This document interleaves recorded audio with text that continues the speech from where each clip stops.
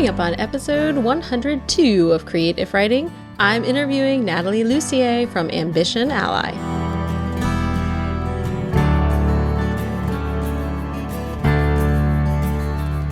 I can't go back to sleep, it's almost light. These restless thoughts have kept me up again tonight. Hello and welcome to Creative Writing. This is the podcast for you, a writer, blogger, or creative who wants to build an online platform without being smarmy. And today I'm so excited to bring a super non-smarmy guest on, which is Nathalie Lussier, who is the creator and founder of Ambition Ally, the makers of Pop-Up Ally Pro. And as you know, if you've been listening, they have sponsored the show for the past month or two.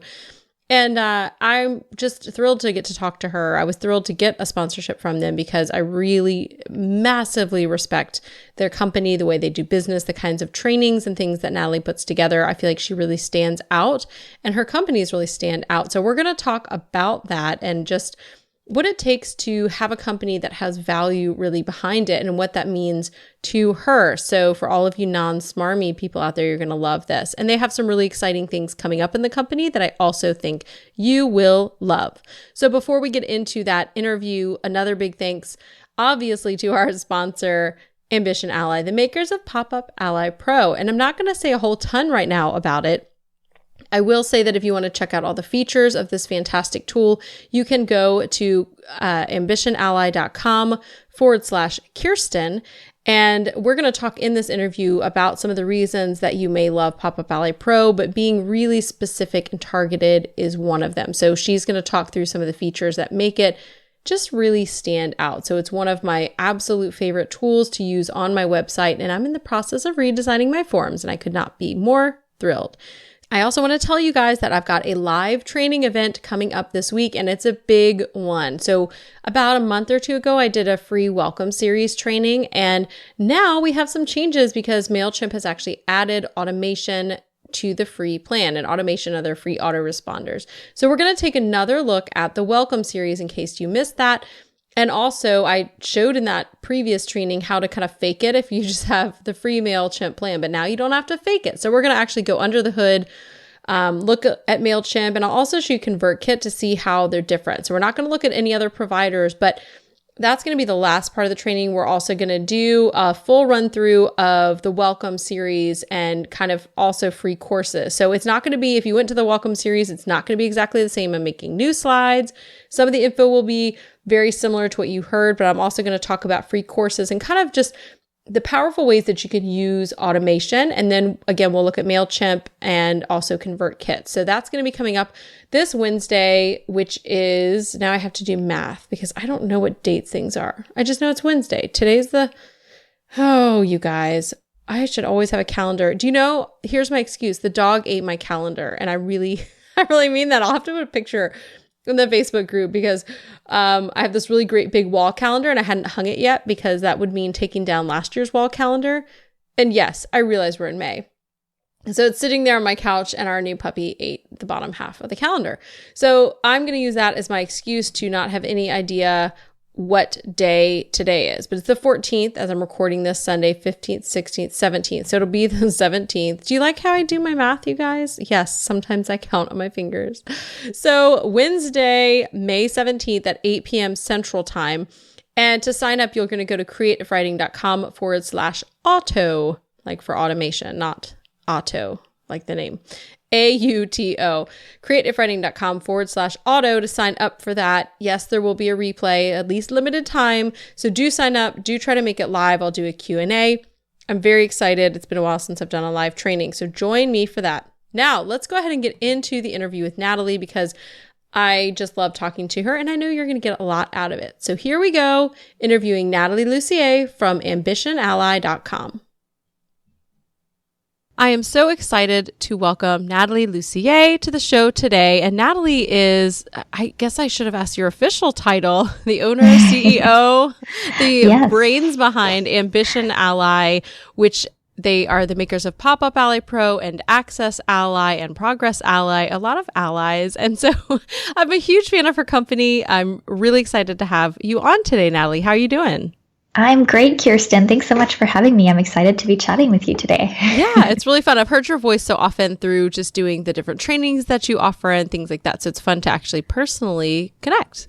Well, I'd love to start with kind of where you started. So kind of a little bit about your story, your background, and how you kind of got from the point A through the different points in between to where you are today. Yeah, so I always like to start when I was 12 years old because why not start at the beginning? So that's really when I kind of fell in love with technology and started designing websites and kind of, figuring out the web thing. And from there, I ended up studying software engineering in school, and I got a couple of internships, in Silicon Valley and on Wall Street. And when it was time to graduate, I had this job offer on Wall Street that I turned down to start a business. And obviously, a lot of people in my life were like, what are you doing? That's crazy. But there was just a part of me that was saying, this is not the path for you. And I could just see myself waking up, 40 years down the line and wondering where my life went. So there's like something creative inside of me and entrepreneurial inside of me that was saying, do something else. So I, for a little while, I kind of floundered. I didn't really know what I was going to do, but I just knew I had to do something. So the first business I started, which I kind of call my training business, was all in the health and nutrition space. And I kind of felt like I threw out the baby with the bathwater because it wasn't technology related at all. But it was something that I was passionate about. And a lot of people in my family had been sick or had heart disease or stuff like that. So I knew that nutrition was important. So that was my first business. And during that time, I really learned a lot about online marketing, and I put together my own website, and I figured out a lot of the things that make a business work online. And then from there, people started coming to me and asking me to build a website for them, help them with their marketing, and kind of turned into sort of the precursor to Ambition Ally, where at that point I realized, okay, I can teach people how to use technology. I can teach them how to do marketing, but what if there were tools that did it for them, so they don't have to be a programmer, they don't have to be super tech savvy to get the benefits? And that's when we started actually designing some of the software tools that we have today. That's really neat. I always love the stories where, you're kind of going one direction, and then because of what people are asking you for, you're able to kind of pivot a little bit, or sometimes a lot, depending on the story, and go in a direction where you're finding things that you're good at that meet the needs of like what people are asking for, which is kind of awesome. So which of the products came first, or is there one that's already, have you thrown any out that didn't work so well, or, kind of how did the progression of the different offerings you guys have, how did that come about? Yes. So the very first product that we programmed was actually for ourselves, and it's the Access Ally tool. But that's not the first one that we released. So what we realized was the tool that we were using before for our membership site and our online courses was just giving us a lot of grief. Like, people couldn't log in, like there was all these problems all the time. So it was really fixing our own problems by building that tool. And but we knew that if we were going to release that, it would be like a higher price point. It would probably have a lot of customer support, just because a membership site is a little bit more in depth than another kind of tool that you might use. So we decided to actually build Pop-Up Ally as our first official release into the software world, and it went really well. We released the free version first, and then we released the paid version, and we had a lot of signups for the paid version. So we were like, okay, great, like we figured this out. Now we can focus on releasing something bigger like Access Ally. So that's kind of how the first two tools that we released came out. And then along the way, we also released something called Webinar Ally, which we've actually retired. And that was because it was dependent on other tools, Google Hangouts, and they changed how they do webinars and all, what you're able to do in terms of a programmer and integrations with them. So we have actually reduce some of the products that we sell, but we are actually putting more efforts into the ones that we have right now. So people are like, oh, what's next? What's the other tool that you're going to be releasing? So these are the ones that we're really focusing on making better and stronger and adding more integrations and cool bells and whistles to make your life easier. Well, one of the things I love about your company and your products is that you really stand behind them. Like, there's the sense that, people do stand behind their products, but I feel like there's different levels of that. Like, I've definitely bought things before and then kind of it's just like you have this thing and it's floating out. And if you ever need help with it, you can't get anybody to help. It's kind of like, you have it. Good luck to you. Whereas with your products, there's the sense that you guys are really behind it, and I had something where I couldn't figure something out with Pop-Up Ballet Pro, and I messaged, and, one of your team members like got into the back end of my website and fixed all the stuff for me. I was like, thank you. It's just above and beyond. And the internet, I feel like sometimes it's a little bit Wild West, in terms of sales and marketing, where you hear all these messages and it's hard to know who to trust. And it's hard to know, even with reviews and things, sometimes it's just hard to know what you're going to get. So, was this a decision that you guys made ahead of time in terms of values? And what are some of the values that you guys hold to that have you giving kind of that higher level of quality and service? Yeah, that's such a good point. And I've definitely bought stuff too where I was like, oh, they kind of left me hanging, or like, they moved on and they're not in business anymore, or who knows, like what happened, or they're not interested in this particular thing they put out. But yeah, so one of the things that we really care about is kind of treating each person as a human being. So if somebody does encounter a problem, like it's not a person problem, it's usually like a process or a technology thing. So it's easy to go in and take care of that for them. So we definitely do try to focus on that piece of it. And sometimes people do get cranky, and that happens with customer support. But we have, a full-time customer service person, and then other people on the team also come in, depending on what's going on, to really kind of help if it's a more technical issue or something like that. So we definitely, like you said, stand behind our tools. And, based on what you said, like when it comes to marketing, I think a lot of times software is a tricky thing to market because, when you say it integrates with something or it does something, everyone kind of understands that a little bit differently. So you might say, oh, okay, it'll do exactly what I want it to do, because that's what we all want our tools to do what we want them to do, right? Yeah. But your version of that might be different from what the developer intended. And even the marketing of it might not be as clear. So I've had people use different tools and, they were like, oh, that's going to have an affiliate tracking thing, or that's going to do exactly what I want it to do. And then once you're all set up, you realize like, oh crap, it's not going to do what I was expecting. So that's one of the things that we try to be as clear with in our marketing, and kind of the way that we design our tools is when we say it integrates, when we say it does something, we want to make sure it actually does what you expect it to do, and not just like a flimsy version of that feature, if you will, just so I can put a checklist or something on my sales page, basically.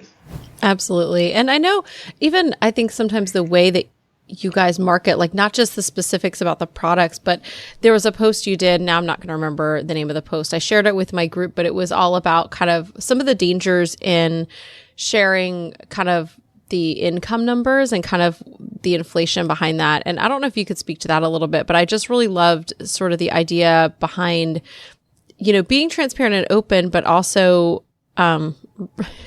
sometimes those income reports are not transparent and open. So, right. Just the idea of being super honest, I guess, and upfront, and not just like what your product does, but kind of how you speak to people and sell products. So like, I don't know, I'm trying to think of how I can word this in a way that makes sense as a question, but just in terms of sales, I guess. How has this kind of sense of value impacted sort of the sales tactics that you use? Because I feel like I talk about being smarmy on my show. Like that's the thing we don't want is to build with those kinds of tools, and you guys never do. So what does that look like in terms of planning out a sales strategy, where all the tactics are up above board, even if something really popular, is working, but maybe not the best fit for you guys? Mm-hmm. Oh, such a good question. Yeah. So I like to call that income claim marketing, because I feel like a lot of businesses are built not so much on the value that they provide in the service and the products and kind of the outcomes of what they're selling, but based on how successful they have been in the past, which is a bit tricky because, at the end of the day, we're in business to solve problems and help people, and, not necessarily to inflate our egos or, use these numbers to kind of pull people in. Because the thing is, we're all curious about numbers and other people's income and expenses, and how do other people's businesses work, because we don't see behind the scenes of other businesses very much. So I think it's important to share some of that, but at the same time, I don't think it should be used as a marketing tactic to get people on board to, sign up with your coaching program or buy your tool or whatever it is, because I think at the end of the day, whatever it is that you're offering needs to actually solve the problem that people are having. And for us, we try to remember, like, what is it that we're actually here to do? And for us, it's really about making people's lives easier with technology, and kind of having that intuitive design, and having something that can really handhold people through setting up the marketing pieces of their website. So, the educational pieces, the pop-up list building pieces, all that stuff. So whenever we focus on that, I think that our marketing comes across in the right way.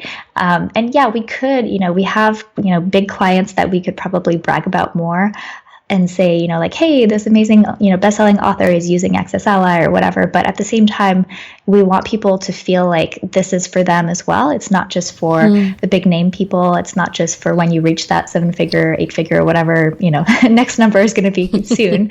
And so we really want people to understand that we have their highest interest at heart, and it's not so much about how much money they're making, because even nonprofits use our tools. Even people who are not in it to make a ton of money are using our tools. So we try to keep that in mind too.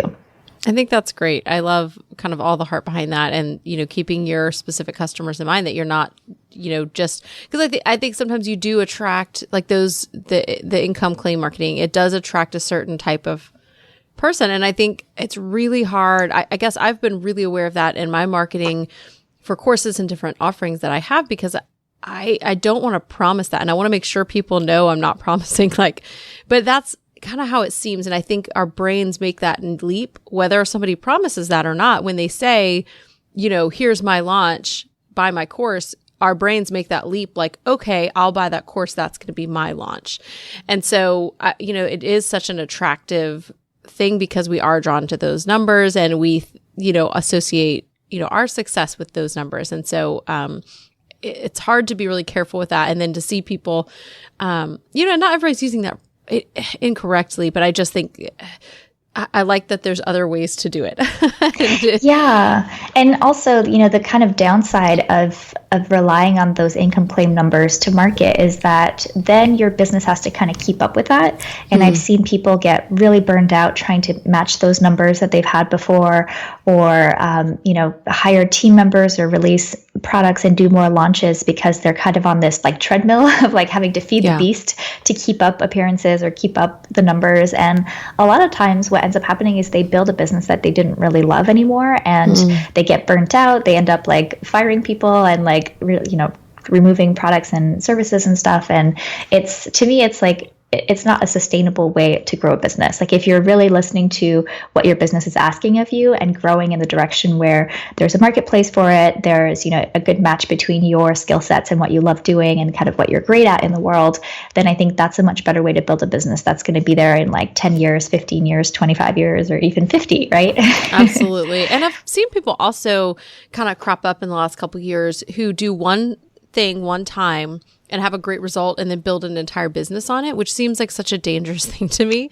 Like having one book that tops some kind of bestseller. And these days with Amazon's tiny categories, you really could say you're a bestseller for very little, very few copies actually sold, but then building a whole business selling to authors on how to market your book based on that one thing. And I've seen a lot of that, and it makes me just super nervous. And so I tend to go kind of far in the other direction from that in terms of the claims. But I'd love to talk more specifically about Pop-Up Ally Pro, because that's one I use, and kind of list building, because that's how I think was introduced to you, was through the 30-day list building challenge. So I want to talk about that as well. Let's actually start there. So the 30-day list building challenge, I don't know if that's your, biggest opt-in or biggest list growth thing, but I've seen that everywhere. And that's been, again, it was my first introduction to you guys, and I'm still around here now as a customer later.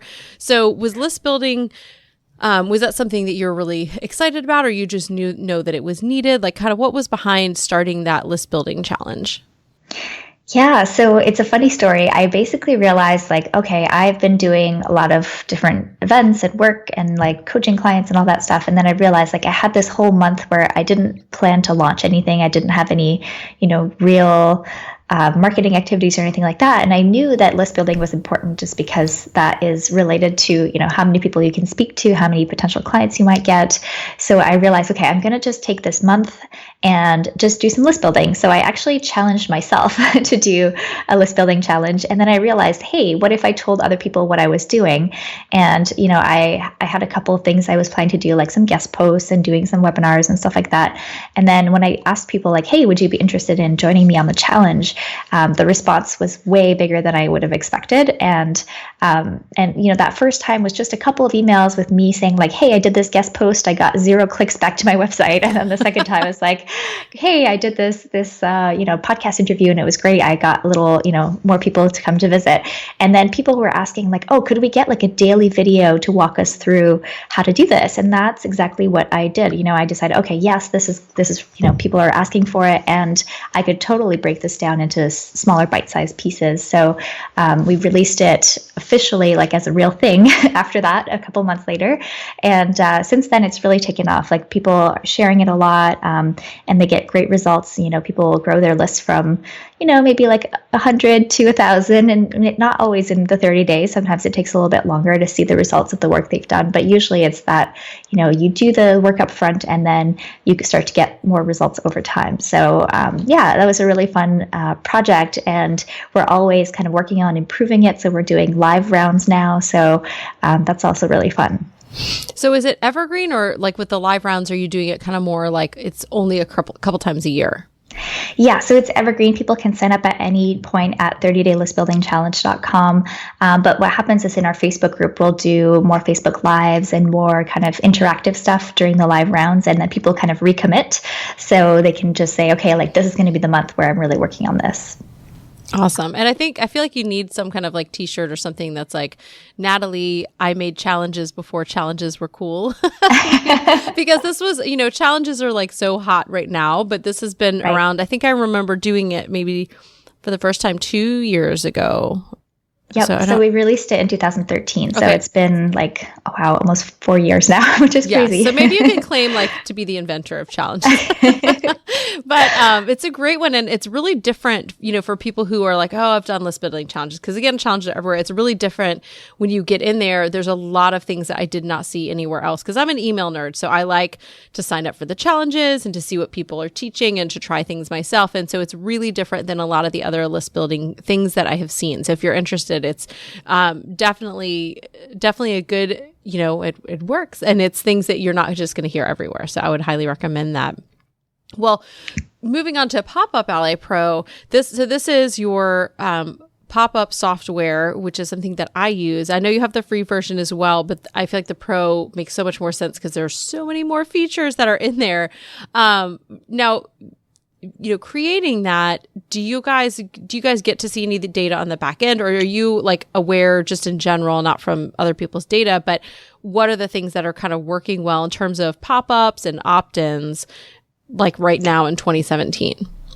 Yes. So we don't actually collect data. We thought about that, but we realized that's just our brand is polite pop-ups. So we weren't sure if that would be the most polite thing to just collect everybody's data. So we don't, but definitely there's things that I'm seeing that are working really well. So the best thing really, in my opinion, is to use exit intent pop-ups. And this is especially important because Google changed their algorithms for search engine optimization, where if you have a pop-up that pops up, say, in the first 10 or 20 seconds on a page, especially on mobile, but also I think on desktop eventually they'll be doing the same, they will actually penalize your site in the search results. So you're not going to show up as often. So it's really important to have a pop-up that shows up on exit. So that's when somebody is about to leave your website. So when they're about to click the back button or the little X on their browser, then the pop-up will show up. So it's not going to interrupt their reading or they're watching or whatever it is on your website. And then another option for mobile, because we don't have that same functionality on mobile because there's no, you can't, they're not actually dragging their finger. So for that, we have a scroll-based activated pop-up. So basically when you get to say 80% of the page, the pop-up can show up. So similar idea there. And those tend to work very well because you're also having a good experience for the customers for the readers and visitors.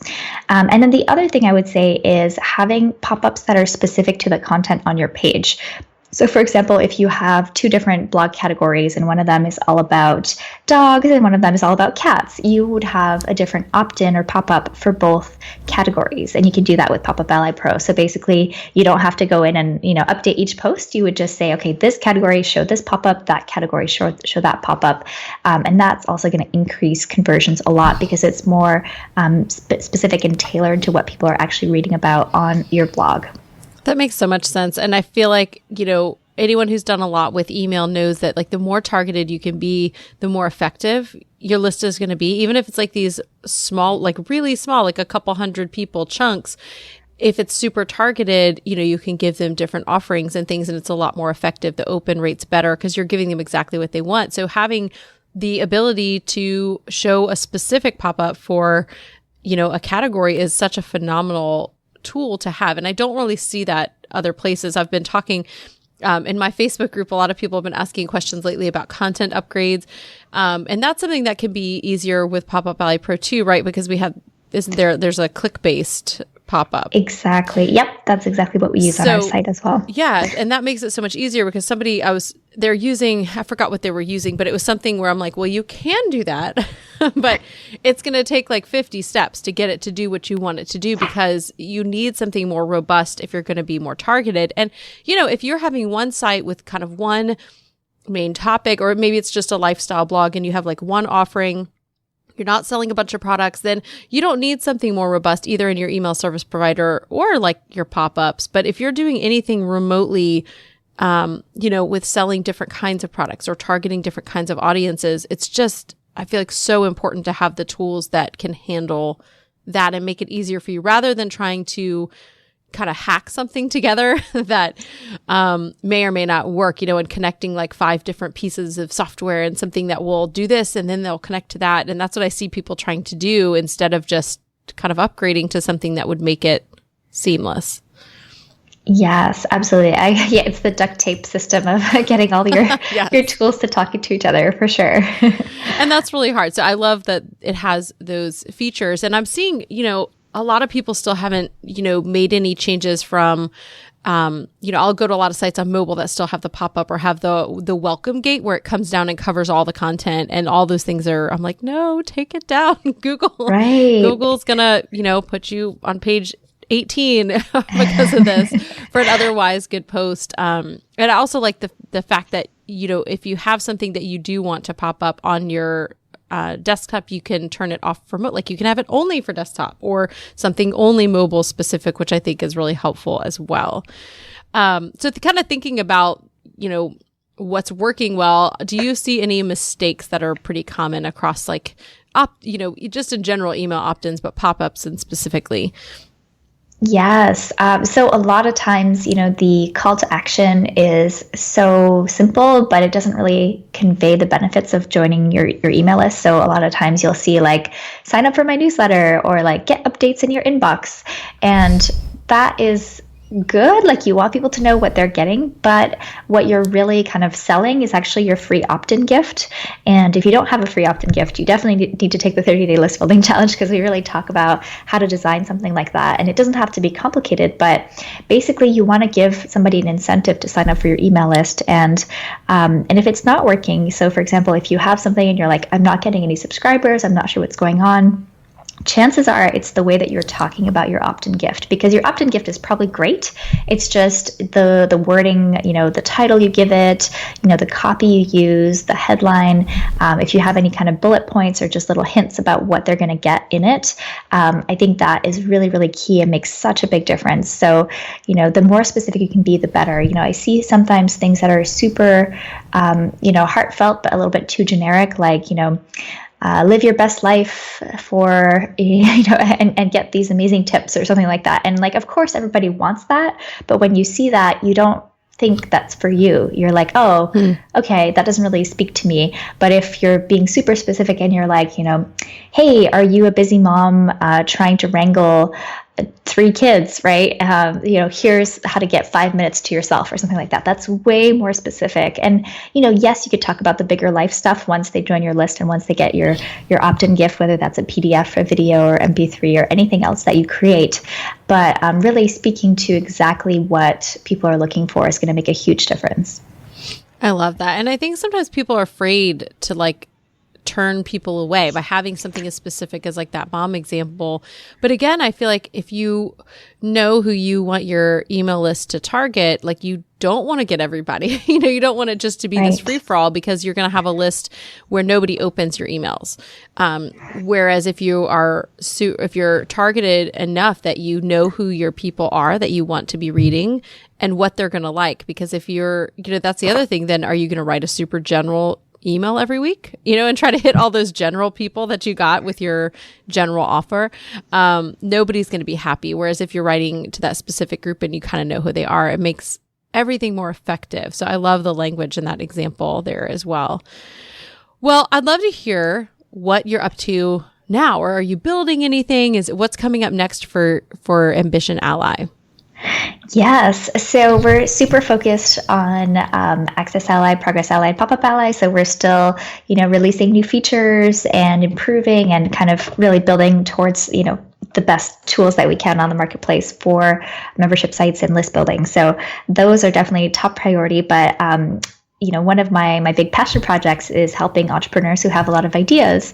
So we recently put together something called the Idea Sanctuary, and it's a totally free video series, sort of like the 30-day list building challenge, but a little bit shorter and more focused on, if you have a lot of ideas, how do you pick the one that you're going to work on next? How do you refine it and put together a plan of action so you actually make it happen? Because I think a lot of times as creatives, we're flooded with ideas, but we don't always make them happen.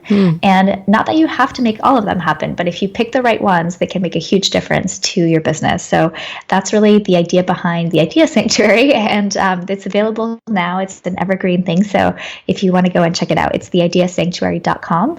And also, along with that, we designed a printed idea book that has all the exercises and all the steps that we take to go from idea to execution to profitable launches. So I'm super excited about that too. Oh, that's fantastic. I want that. I have to hold myself back from typing it in right now because I'm yes, I need that. And I think people are going to love that as well, because I think that is such a problem for creative people. You have these ideas and you don't know which one to do first. Or if you pick one, then you're okay, I don't know how to get from the idea to the actuality, of this thing that I want to create. So that's fantastic. I'm super excited about that. Well, okay, so we have a couple places we can connect with you. Where is sort of the main hub if people want to connect to you or tweet to you that we can find you? Yes. So ambitionally.com is the main hub. You'll see my social media profiles on there too. We've got a Facebook page and Facebook groups and all kinds of stuff where we can connect more on kind of a group level. Excellent. Well, thank you so much for taking the time today and for sponsoring the podcast. It's been great to have you as a sponsor. I just love everything that your company does. So I'm a huge fan, and it's wonderful to have you on. Oh, thank you so much for having me, Kirsten. It was so fun. Thank you guys for listening. I hope you got lots of good nuggets from Nathalie and from our conversation, and are encouraged to go about your non-smarmy ways, because you can build a business that way. Again, I want to thank Ambition Ally so much for sponsoring our show here, and would love for you guys to go check them out using this link, ambitionally.com/Kirsten, to find out more about the features of Pop-Up Ally Pro and more about the company and what they stand for and do. Because as you have heard, Nathalie is fantastic. And I think, I stand behind the company because I use them, but also, I use some tools where I'm I don't know anything about the company, or I don't love some things about the company, but this is one where I'm I love the tool, I love the company, it's win-win-win. Reminders, don't forget that you can sign up for the automation training at creativewriting.com/auto. And also head over to the Facebook group where I am still taking votes for the summer school, which is going to be a kind of automated series. Hey, the theme of this month for me is automation, where you can take classes and you can choose 1, 2, or 3 if you want a ton of emails. I would not choose all 3 unless you want a ton of emails. But right now it's looking like SEO is going to be one, email list growth is going to be another, And then blog school is kind of beating out publishing. So if you want to impact that, go over to the Facebook group and vote. You can find that at creativewriting.com/community. I'm so thankful that you are here and listening to the show, and I hope you have an inspired week.